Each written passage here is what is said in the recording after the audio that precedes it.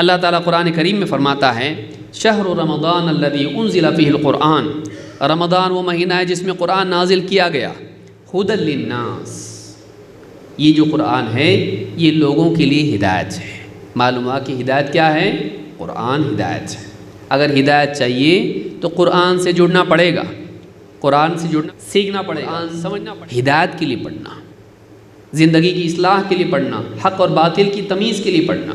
اللہ نے فرمایا ھدی للناس، یہ سارے لوگوں کے لیے ہدایت ہے، نہ صرف مسلمانوں کے لیے بلکہ ساری انسانیت کے لیے۔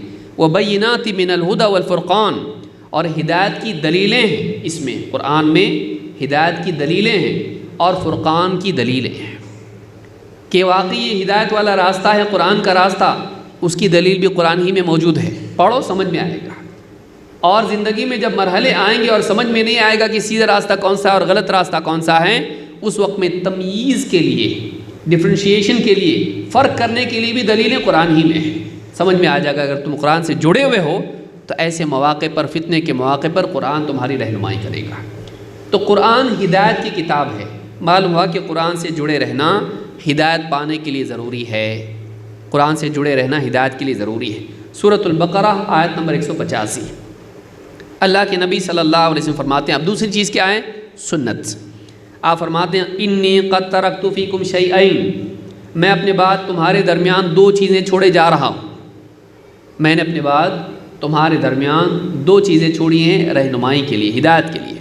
لن تضلوا بعدہما، ان دو چیزوں کے اہتمام کے بعد تم کبھی گمراہ نہیں ہوں گے۔ لن تضلوا بعدہما، کیا ہے وہ دو چیزیں؟ کتاب اللہ و سنتی، ایک اللہ کی کتاب اور دو میری سنت۔